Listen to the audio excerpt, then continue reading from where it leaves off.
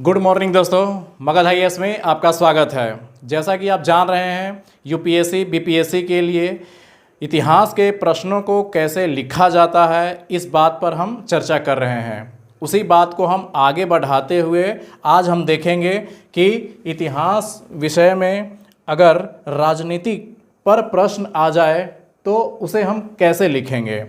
जैसा कि आप जानते हैं, मेंस में कोई भी एग्ज़ाम दीजिए इतिहास से संबंधित, उसमें ये 6 टॉपिक से ही सवाल पूछे जाते हैं। या तो उस कालक्रम के आर्थिक स्थिति पर सवाल पूछे जाएंगे, या सामाजिक या राजनैतिक व्यवस्था पर, या धार्मिक या कला संस्कृति।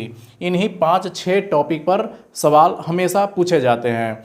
तो इसके पहले वीडियो में हमने आपको ये बताया कि अगर किसी प्रश्न में अर्थव्यवस्था से संबंधित पूछा जाए या सामाजिक स्थिति के बारे में पूछा जाए तो उसके अंदर कौन कौन से टॉपिक पर आपको लिखना है। उसी क्रम में आज हम आपके लिए लाए हैं कि यदि राजनीतिक के बारे में प्रश्न पूछा जाए तो हम उसके अंदर कौन कौन से टॉपिक रखेंगे।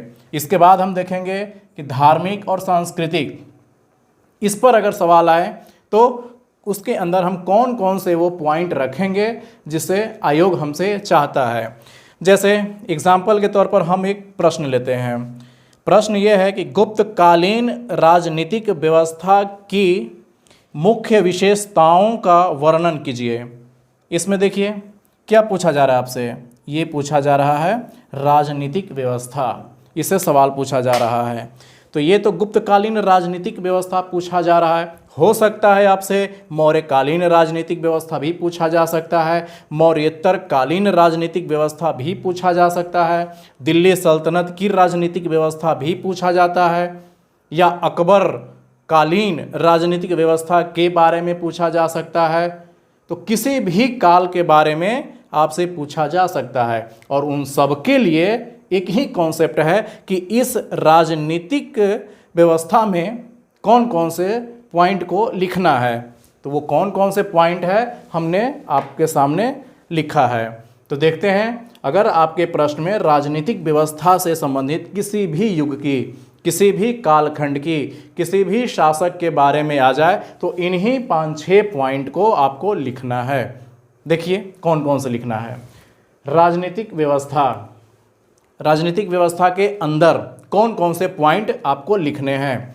पहला लिखना है युद्ध और साम्राज्यवादी नीति, यानी कि जिस टाइम पीरियड के बारे में आपसे पूछा जा रहा है उस राजा का युद्ध नीति क्या रहता था, क्या वो साम्राज्यवादी नीति का पक्षधर था या नहीं था, इसके बारे में लिखना है। अब इसके अंदर कौन कौन से पॉइंट आपको ढूंढने हैं, तो ये किस किस के बीच युद्ध हुआ, यानी कि उस प्रतापी राजा के साथ किस किस का युद्ध हुआ, युद्ध का सामाजिक प्रभाव कैसा पड़ा, फिर कहाँ तक साम्राज्य विस्तार हुआ, इन सब बातों को आपको लिखना है। यही पॉइंट आपको ढूंढना है। इसके बाद पहला पॉइंट ये लिखना है। दूसरा पॉइंट शासक के बारे में लिखना है। शासक के बारे में क्या लिखना है, शासक की साम्राज्यवादी नीति, कैसा वो साम्राज्यवादी था या नहीं था। शासक की प्रशासनिक नीति, क्या उसकी प्रशासन पे पकड़ थी या वो कमज़ोर राजा था। फिर शासक का आर्थिक क्षेत्र में योगदान कैसा था, क्या उसके राज्य में सभी लोग समृद्ध थे या गरीब थे, गरीब थे तो कैसे थे, समृद्धशाली थे तो कैसे थे। इन्हीं सब बातों का हम ढूंढने का प्रयास करते हैं। फिर शासक का कला एवं संस्कृति के क्षेत्र में क्या योगदान रहा है। जैसे हम लोग पढ़ते हैं विजयनगर साम्राज्य के बारे में कि उस राजा के या चोल काल के काल में कि कला संस्कृति अपने स्वर्ण काल पर था। तो हम यही ढूंढने के प्रयास करेंगे कि कौन शासक कला संस्कृति के क्षेत्र में योगदान दिया, प्रशासनिक नीति, साम्राज्यवादी नीति उस राजा के बारे में कैसा था। जैसे अगर हम गुप्तकालीन के बारे में बात करेंगे तो गुप्तकालीन शासक के बारे में हम जानेंगे कि समुद्रगुप्त, चंद्रगुप्त द्वितीय, इन सब की ये इसमें से क्या क्या चीज़ें थी, क्या क्या चीज़ें नहीं थी, वही सब हमें लिखना है। इसके बाद हमें देखना है संरचना। संरचना का मतलब कि ढांचा, कि उस पूरे राज्य का प्रशासनिक कितने भागों में बटा हुआ था। जैसे ग्राम, जिला, विश्व, पंचायत, प्रांत, केंद्र, केंद्रीकृत, विकेंद्रीकृत प्रशासन। ये हमें देखना है। जैसे अगर आप पढ़ेंगे गुप्तकालीन, तो गुप्तकाल को बांटा गया है, कई भागों में बांटा गया, प्रशासन को कई भागों में बांटा जाता है। चोल काल में पढ़ेंगे तो चोल काल में कई राज्य को कई विषयों में बांटा जाता था, विषयों को जिलों में, भुक्ति, ये सब नाम मिलेंगे जो आगे हम पढ़ेंगे। इन सब के बारे में आपको लिखना होगा। केंद्रीकृत सत्ता यानी कि एक राजा के अंदर में सारी प्रजा रहती थी। विकेंद्रीकृत का मतलब राजा सेंट्रल में कोई राजा नहीं है और उस राज्य में बहुत सारे राजा पैदा हो गए हैं, तो उसे हम विकेंद्रीकृत प्रशासन कहते हैं। तो देखना होगा कि गुप्त काल में, मौर्य काल में, सभी काल में कौन कौन से इसमें चीज़ें थी, कौन सी चीज़ें नहीं थी। अगर थी तो उन्हीं के बारे में जानकर हमें लिखना होता है। इसके बारे में अब हम देखेंगे। इसके बाद प्रशासनिक अधिकारी यानी कि किस राजा के शासनकाल में कौन कौन से प्रशासनिक अधिकारी होते थे, उन अधिकारियों के नाम क्या होते थे और उनका काम क्या होता था। इन्हीं बातों को हमें इस प्रश्न में लिखना होता है। तो प्रशासनिक अधिकारी में हम क्या क्या चीज़ें ढूंढेंगे, किस काल में कौन से प्रशासनिक पद आए। जैसे अगर आप दिल्ली सल्तनत पढ़ेंगे तो बहुत सारे नए नए प्रशासनिक पद आते हैं। मुगल वंश में बहुत सारे नए प्रशासनिक पद आते हैं। दक्षिण के राज्य चोल साम्राज्य के बारे में पढ़ेंगे तो उसमें नए नए प्रशासनिक पद आते हैं। मौर्य काल में नए प्रशासनिक पद हैं, गुप्त काल में नए प्रशासनिक पद हैं। तो हमें इन सब के बारे में जानकारी होनी चाहिए, और जब तक ये जानकारी आपके पास नहीं है तो आप ये मेंस नहीं लिख पाएंगे। तो बस हम आपको सिर्फ कॉन्सेप्ट समझा रहे हैं कि मेंस में लिखना क्या है, लिखा क्या क्या जाता है, और यही आप लोग नहीं जान पाते हैं। इसके बाद प्रशासनिक अधिकारी के विभाग और उससे जुड़े कार्य, जो कि दिल्ली सल्तनत अगर आप पढ़ेंगे तो बहुत सारे नए नए विभाग बनते हैं, बहुत से नए नए उससे संबंधित कार्य किए जाते हैं, और बहुत बार एग्जाम में पूछा गया है। खास करके पीटी में तो बहुत बार एग्जाम पूछा जाता है, विभाग और उससे संबंधित कार्य। तो हम यहीं पर उस पीटी की भी तैयारी करते चलेंगे और मेंस अपने आप तैयारी होते चलेगा आपका। तो पीटी और मेंस एक साथ ही तैयार किया जाता है, अलग अलग तैयार नहीं किया जाता है। तो ये पढ़ाई का तरीका है। कॉम्पिटिटिव एग्ज़ाम की ये विशेष मांग होती है कि जो आप मेंस के दृष्टि से पढ़ते हैं उसमें प्रीलिम्स अपने आप समाहित होता है। हम उसी तरीके से पढ़ेंगे। इसके बाद राजस्व संग्रह, टैक्स या रेवेन्यू। हर समय में अपने अपने प्रकार के टैक्स और रेवेन्यू होता था।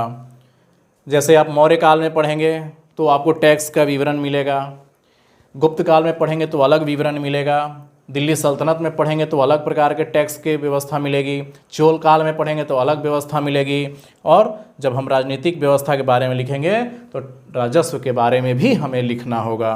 तो इसके अंदर हमें क्या क्या लिखना होगा, राजस्व संग्रह से संबंधित कौन कौन से अधिकारी होते थे उस समय, राजस्व के भिन्न भिन्न दर, राजा के भूमिका क्या होती थी, राजस्व के भिन्न भिन्न दर, अलग अलग क्षेत्रों में अलग अलग प्रकार के टैक्स होते थे, राजा की उसमें क्या भूमिका होती थी, राजा क्या कड़ाई से लगान वसूलता था या अकाल और फसल के नष्ट होने पर कुछ राहत प्रदान करता था, कैसा राजा होता था, उसमें राजा की भूमिका क्या होती थी, यानी शासक की भूमिका कैसी होती थी, ये सब हमें पढ़ेंगे। कर यानी कि टैक्स किस प्रकार देते थे, मुद्रा के रूप में देते थे या अनाज के रूप में देते थे। तो हम देखेंगे कि जब तक मुद्रा का प्रचलन नहीं होता था तब तक तो अनाज में टैक्स दिया जाता था, लेकिन जब मुद्रा का प्रचलन शुरू हुआ तब मुद्रा के रूप में और अनाज के रूप में भी दिया जाता था। तो हम इन सब के बारे में डिटेल से पढ़ेंगे और यही आपको इसके अंदर में लिखना होता है। इसके बाद हम देखेंगे सैन्य व्यवस्था।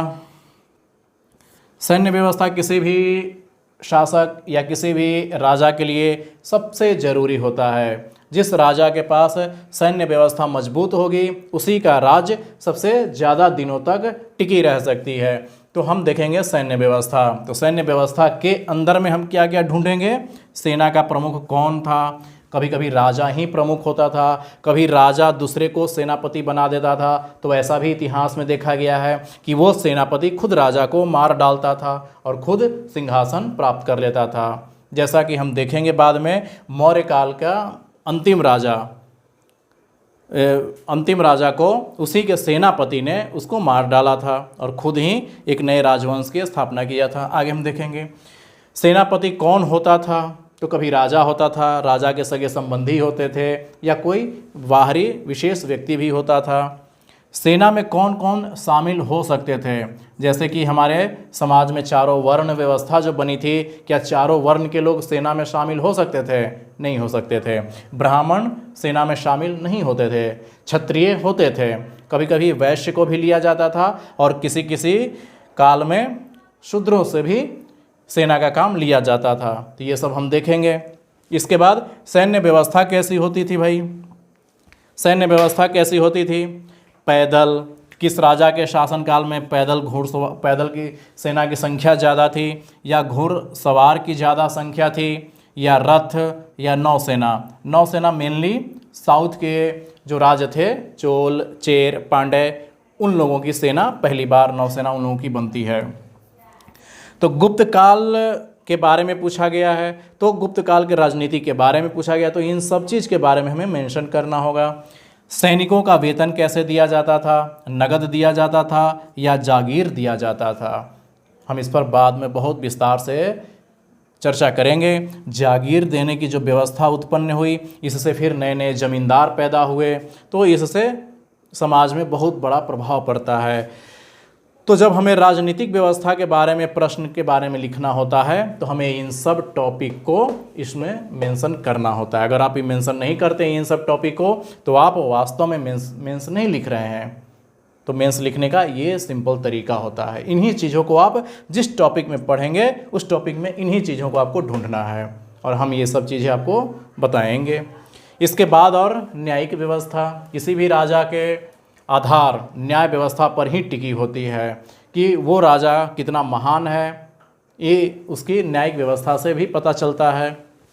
अब न्यायिक व्यवस्था के कितने अंग होते थे? 2 अंग होते थे, एक दीवानी, एक फौजदारी। दीवानी और फौजदारी। फिर न्याय का तरीका कैसा होता था? शारीरिक या जुर्माना? कौन से राजा के शासनकाल में शारीरिक दंड ज़्यादा कठोर था या जुर्माना ज़्यादा लगाया जाता था? ये सब हम पढ़ेंगे और फिर उसके अंत में हम प्रभाव देखेंगे कि इस राजा के शासनकाल में राजनीतिक व्यवस्था का जनता पे कैसा प्रभाव पड़ता है।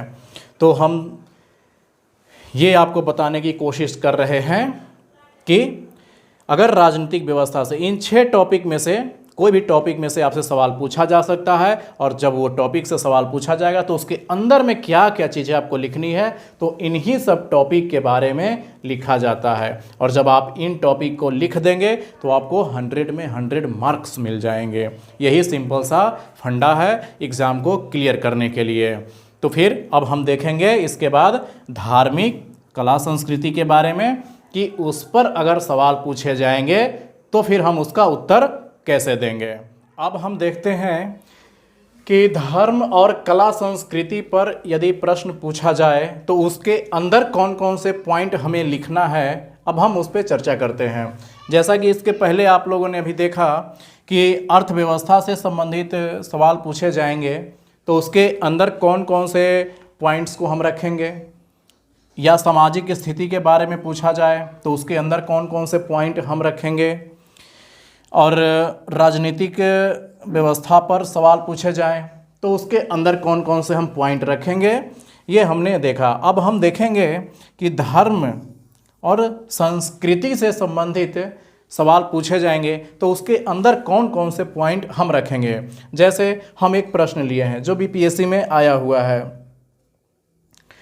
प्रश्न है, मौर्योत्तर काल में धर्म एवं कला के क्षेत्र में किस प्रकार विकास हुआ? ये हमारा प्रश्न है।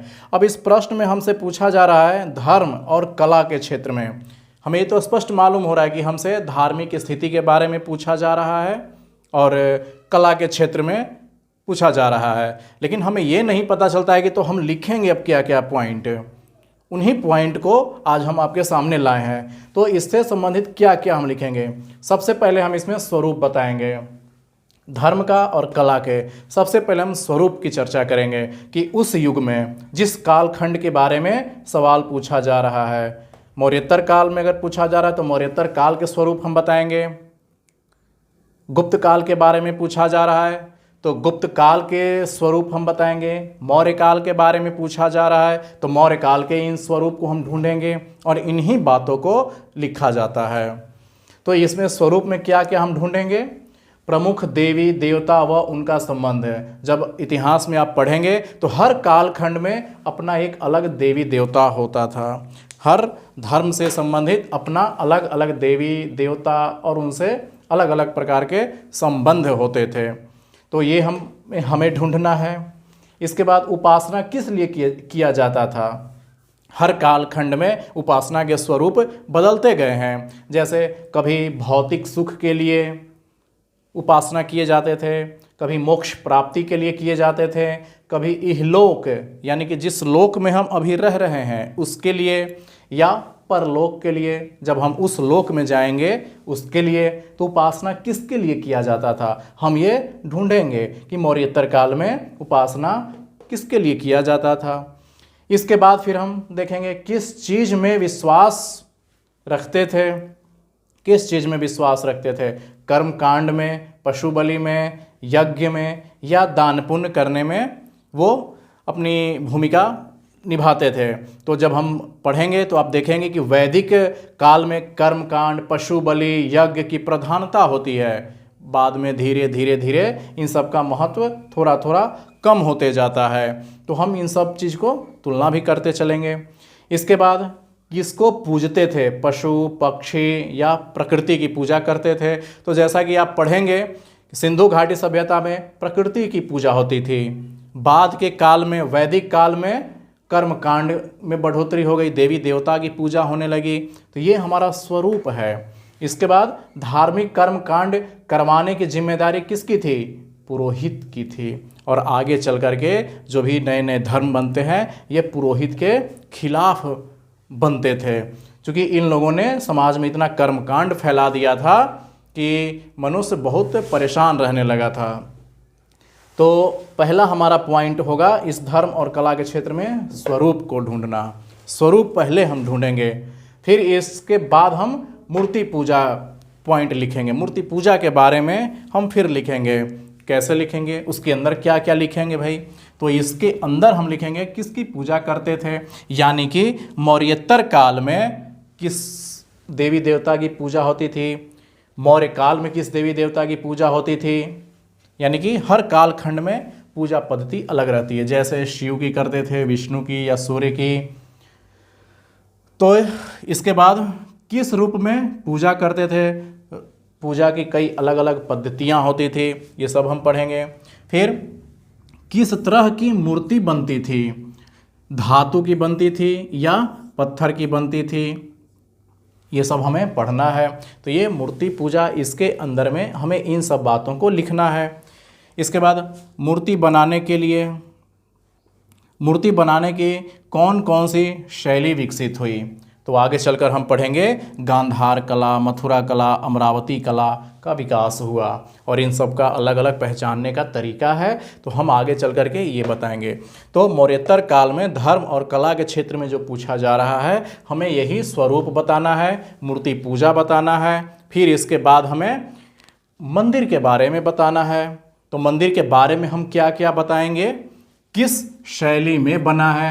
तो मंदिर बनाने की 3 शैली विकसित हुई थी, नागर शैली, वेसर शैली, द्रविड़ शैली। तो ये 3 प्रकार के शैली की हम चर्चा करेंगे। इसके बाद कौन मंदिर कहाँ बना, तो आप देखेंगे उत्तर भारत में मंदिरों की संरचना बिल्कुल अलग होती है, दक्षिण भारत की मंदिरों की संरचना बिल्कुल अलग होती है।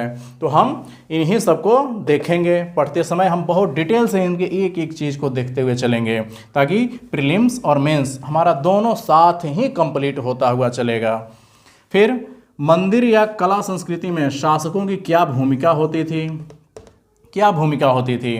राजा मंदिर बनवाने में या कला संस्कृति के क्षेत्र में कुछ पैसा या दान करता था, तो देखते हैं हम बहुत बड़ी भूमिका होती है। भिन्न भिन्न शासकों की कला संस्कृति में अलग अलग रुचि रहती थी और वो बहुत उदार दिल के होते थे, दिल खोलकर दान करते थे और अपनी कला संस्कृति में रुचि दिखलाते थे। तो हम आगे पढ़ते हुए देखेंगे कि विजयनगर साम्राज्य का शासक कला संस्कृति में किस प्रकार रुचि लेता था। हम हर क्षेत्र, हर टॉपिक के बारे में पढ़ेंगे।